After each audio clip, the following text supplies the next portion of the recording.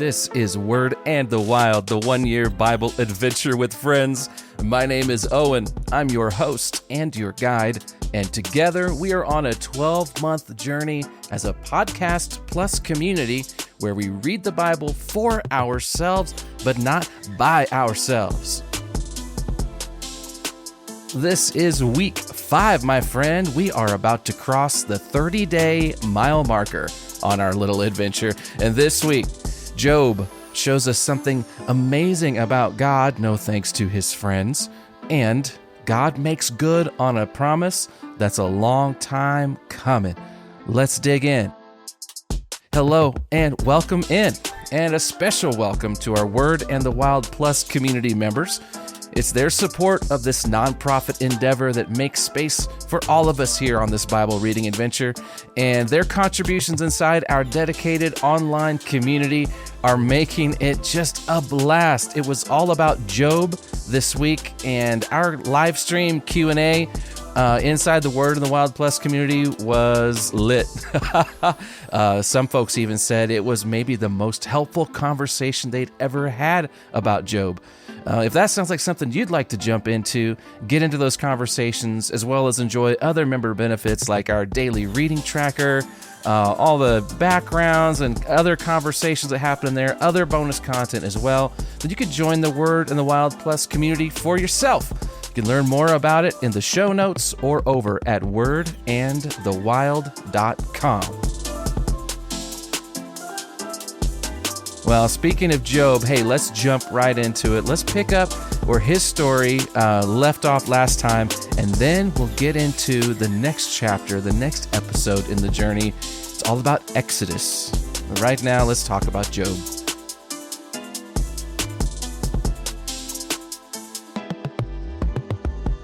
You know, when you're walking through a time of heartbreak and suffering, it can feel like a long, meandering path through the woods, and the kind of path that's lined with thick trees on every side that you can't see through, and there are just few landmarks along the way, and it all leaves you feeling confused, claustrophobic, and disoriented. Am I making progress, you wonder? Am I backtracking? Am I moving at all? And the middle part of the book of Job feels a lot like that. You've got Job and his friends, and they banter back and forth for a long time with all these philosophical debates and theoretical ideas, and it all just makes your head spin. And then meanwhile, there are these big questions on the table, and then we're anxious to resolve them, and we don't have time for all the drama in there, right? That's how it feels. As a story, I have to say, the book of Job is masterful. At times, it's hard to read, but the storytelling is just top-notch. It manages to create some of the same feelings of frustration, confusion, and desperation in us as the viewer as it does in Job himself as he walks through the story. That's just greatness. And just like Job, as we read, we feel unsettled and just ready for it all to be over. And I think I've been through seasons in my life like that, and I'm sure you have too. Now, in last week's episode, we walked through the 3 main characters in Job's story. You've got Job, of course, and then you've got Satan and the Lord. Those 3 main characters drive the story.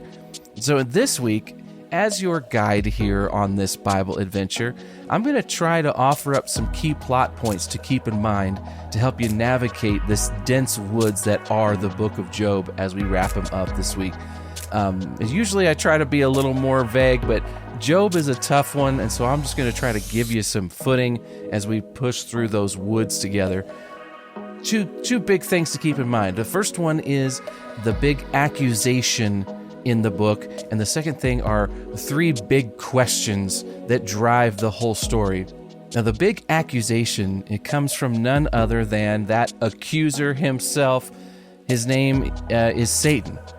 And we talked about this a little last week, but in the beginning of the story, Satan throws out this brutal challenge that's aimed at the very heart of God. Because remember, Satan can't go head-to-head against God, and so he does the things a saboteur or a terrorist would do. He goes for what God loves and tries to inflict maximum pain with it. And so he accuses God. In so many words, he says, God, you're only worth loving because of what you do for the people you love. If you stop spoiling people, they will stop loving you. And that accusation, it hits hard, and it forms kind of the backdrop for the story. That's the big question on the table, and there are two others that go with it. These are the three big questions, I'd say, that really come up often in the story and give it its structure. Those three questions go something like this. Number one, if God is all-powerful and good, then why do good people suffer? That's the first one. Second, where do we go for information about God? How do we explain God's actions? That's number two. And number three, is the Lord worth knowing for who he is and not just what he gives? And that's the third question.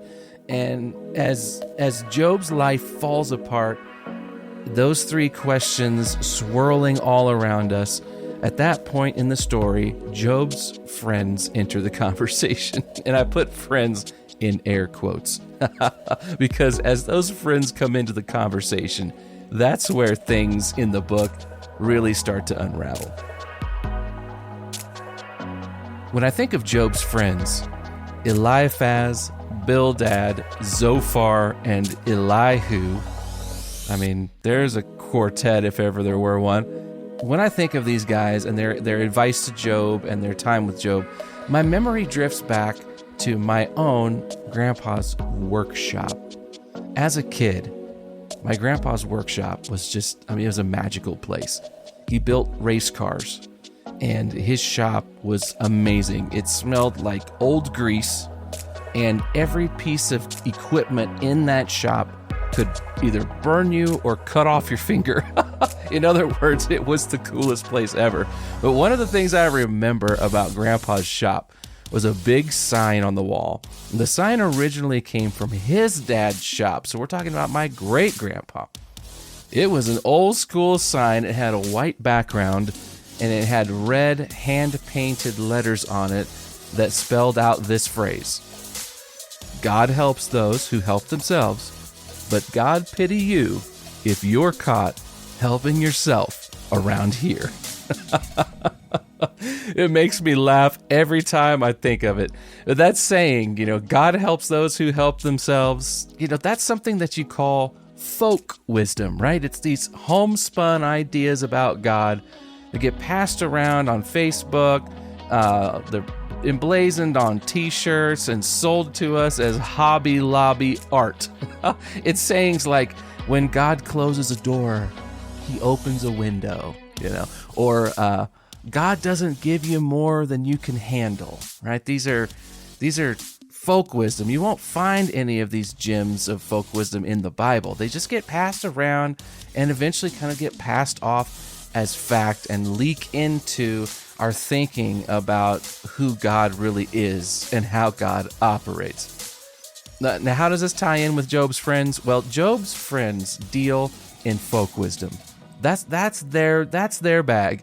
They take ideas about God that have been passed around and accepted as truth, but actually have very little resemblance to the reality of who God really is or what God's really like. It's one thing to hang a funny folk sign in your workshop.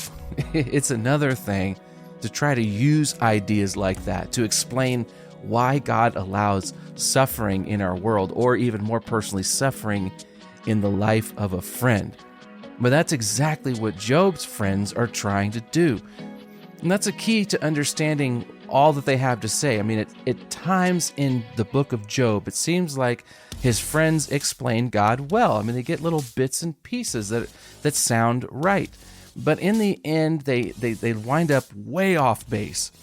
And in the very end of the story, God expresses this deep unhappiness with Job's friends because they misrepresent him and what he's like.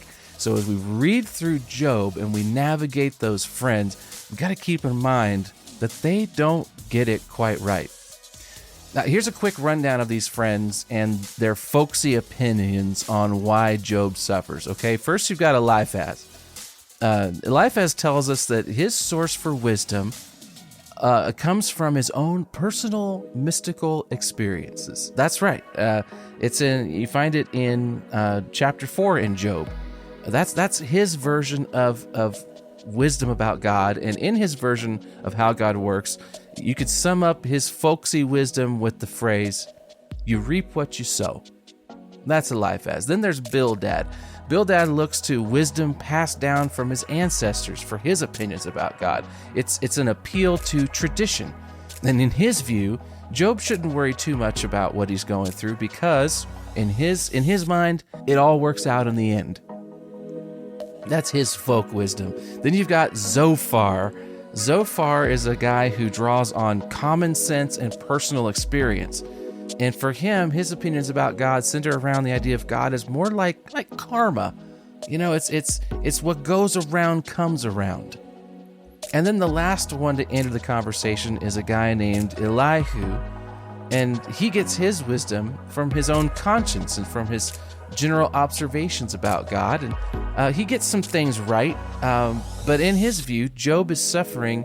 Well, it's for your own good, Job, to keep Job from living an immoral life, and which sounds good, but it's also wrong, because the whole book is based on the fact that Job is this man of integrity who is blameless in God's eyes. So Eliphaz, Bildad, Zophar, and Elihu, folk wisdom, all four. They sound smart, but in the end, what they say doesn't really line up with reality. And then just when you think you can't handle any more of these guys giving Job a piece of their mind they can't afford to lose, finally, at last, God himself shows up, and the entire story pivots. It's a refreshing pivot as all that folk wisdom disappears from view. In Job 38, verse 1, the whole story turns on a simple phrase, and that phrase simply is, "The Lord answered Job." Key word, the Lord. This is a huge, huge moment. Let me explain what I mean. For the entire length of this really long conversation between Job and his friends, they all give their opinions about God and the why behind Job's suffering, and every time they mention God, they use a Hebrew word that's the word Elohim. There's nothing wrong with them using that word, it's fine. Elohim means nothing more or less than just a generic term that means deity or God. It's a term that can refer to the one true God, the creator God, the main character of our story. It could also just refer to kind of a generic idea about God, kind of like when we talk about the man upstairs. You know, I mean, it's generic, it's faceless, it's folksy. It's a way to talk about the big guy in the sky. You know, it's God, but it's not our God, the God we're getting to know in the story. And then the Lord shows up. And that term, Lord, when you see it set off in all caps in your Chrono Bible, or in most Bibles for that matter, that word is not a generic term for God. It's the Creator God's personal name, Yahweh. The Lord is Yahweh. He is a person, not a human. He's a person. And that means he has feelings, he has desire, he has will. This is the God who creates, who promises, who pursues his plan throughout history. This is the Creator God, the one true God, the Lord. He's the one Satan accused of not being worth loving for who he is and not just for what he gives. And he arrives here in Job to set the record straight. No more hearsay, no more opinions. Yahweh, the Lord, shows up, shows himself, and speaks truth. Refreshing. We've been waiting so long for this. And Job's response to what the Lord has to say? Well, the response says it all. At the end of the book, at the end of the story, Job makes a simple, just profound, amazing statement at the end of all he's been through. He responds to the Lord himself. It's in Job 42, verse 5. Listen to this. It's short and it's incredible. Job says, I only heard about you before, but now I have seen you with my own eyes. Thanks to his long walk through intense suffering, Job no longer relies on secondhand accounts of God. He's experienced Yahweh for himself. He has seen the Lord with his own eyes. And the question on the table, is the Lord worth knowing for who he is and not just what he gives? Job would answer yes. And through all of this, we discover something fascinating about God and what God considers to be the highest good. God, Yahweh, considers to be the highest good. And while folk wisdom makes God out to be some kind of cosmic umpire in the sky, calling balls and strikes, making everything work out like some kind of distant enforcer of karma, what goes around comes around, we discover that's actually not God's priority for himself at all. It turns out that God's highest good is for Job, and I would say for you and for me, for us, to not merely hear about God secondhand, but for us to know him and to experience him for ourselves. And so, if God truly is good, then God will do whatever he can to persuade you that a personal relationship with him is your top priority. That is the goodness of God at work. So even if God has to allow you or me or Job to walk a winding path of suffering through those woods to get to the place where we see the value in a relationship with him, God's going to do it. Suffering presents opportunity for clarity about God and closeness with God in ways that nothing else can. And that is the story of Job.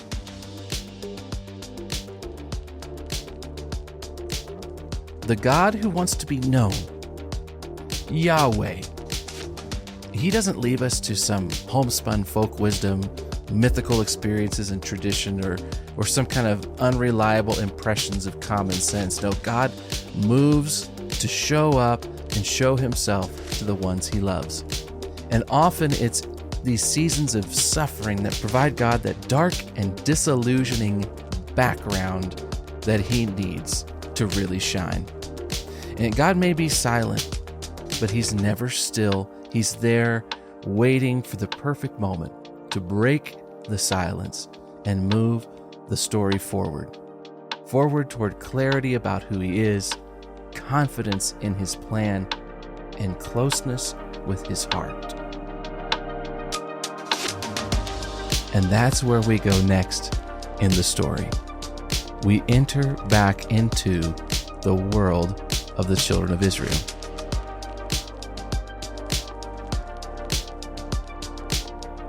Joseph and Job. These are two guys we've met so far, and they are two guys who understand what it's like to wait for God's heart to become clear inside of a story filled with pain and suffering. You know who else has a thing or two to say about waiting out tough times? Well, it's the children of Israel. Our walk through the side story of Job filled in some time for us between the end of Genesis and the beginning of Exodus.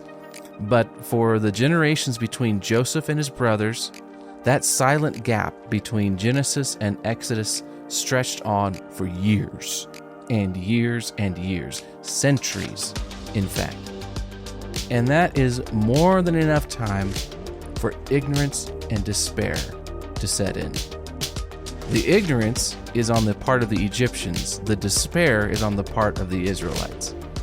Let's talk about those Egyptians. See, when we ended Genesis, remember Joseph? He's a national hero to the Egyptians, but that was a long time from now, and Joseph's loyalty and the wisdom he displayed for his God have long been forgotten. There's a new regime that's come to power in Egypt, and with it comes a new and cynical view of Israel's large and powerful family. Exodus chapter 1, verse 8, it picks up the story. It says this: "A new king came to power in Egypt who knew nothing about Joseph or what he had done. He said to his people, 'Look, the people of Israel now outnumber us and are stronger than we are. We must make a plan to keep them from growing even more. If we don't, and if a war breaks out, they will join our enemies and fight against us. They will escape from this country.' So the Egyptians made the Israelites their slaves. They appointed brutal slave drivers over them, hoping to wear them down with crushing labor." That's Exodus 1, 8 through 11. And the despair is on the part of the people of Israel. Exodus tells us again in chapter 1 that the more the Egyptians oppressed them, the more the Israelites multiplied and spread, and the more alarmed the Egyptians became. So the Egyptians worked the people of Israel without mercy. They made their lives bitter, forcing them to mix mortar, make bricks, and do all the work in the fields. They were ruthless in all their demands. That's chapter 1, verses 12 through 14. And if that isn't bad enough, God continues to grow this chosen people, and it paints this dark, deadly target on their back as God blesses them. And the next verse in chapter 1 reveals a twisted plot on the part of the Egyptian king. It says, "Then Pharaoh, the king of Egypt, gave this order to the Hebrew midwives: 'When you help the Hebrew women as they give birth, watch as they deliver. If the baby is a boy, kill him. If it's a girl, let her live.' But because the midwives feared God, they refused to obey the king's orders, and they allowed the boys to live too." In a devilish outburst, Pharaoh resorts to vigilante violence to solve this Hebrew problem, as he would call it. Chapter 1, verse 22 says, "Then Pharaoh gave this order to all his people: 'Throw every newborn baby boy into the Nile River, but you may let the girls live.'" This dark turn in the story of God's people isn't a total surprise. After all, God did predict that this would happen to Abraham long ago, but no one could have predicted just how prejudiced and cruel the 400 years God had predicted his Abraham's children would be in a place of slavery, how cruel and prejudiced that time could be. When Pharaoh throws out that term Hebrew once again to describe the descendants of Israel, we've seen this before and we've made note of it. It's not exactly a compliment. It's a term that highlights that you aren't one of us, that you're not from around here. You're immigrants, strangers, foreigners. You don't belong here. And in this case, the Hebrew status as outsiders becomes a threat to an insecure Pharaoh. In the political landscape of the time, he felt he needed to crack down on anyone who might threaten national sovereignty and his own political power, perhaps. And so the people God had chosen to be a blessing to all nations of the world now find themselves viewed as a curse in the mind of a powerful, oppressive king. But in the middle of this tense and tragic time, the God who has been silent and still for so long arrives back in the story. God makes his move, and it's a surprising one. It starts with a baby. Yeah, and through that baby, God reveals himself in response to the suffering and misery of his people. In our story, we've met God the Creator. We've seen God the arbiter of right and wrong. We've also seen God the loyal friend and faithful companion of men like Joseph and Job. This week, we are about to meet God, who is the rescuer and defender of the oppressed. And by the time this episode ends, we will never forget this encounter with the fierce God who is the deliverer. And just like that, we're ready to hit the trail. Word and the Wild is a 1-year Bible adventure with friends. All you Word and the Wild Plus community members, I'll be seeing you in the wild this week, our private online community space. Everybody else, don't worry, you don't have to be a stranger. Subscribe to this podcast and follow Word and the Wild on Facebook. We'll get into some interaction there. Love to see you. Don't be a stranger. Word and the Wild is a Linehouse community. It's part of the Linehouse Community Network, which is a nonprofit organization with a mission to bring neighbors together to promote awareness, appreciation, and understanding of the Bible, because friendship and God's Word change lives and change cities. Word in the Wild is presented by Lumavaz and the Lumavaz Podcast Network. Many thanks to our friends there. And with that, we are out. My name is Owen. I'm your host and your guide. And until next time, I'll see you out there on the trail in the Word and the Wild. Have a good one.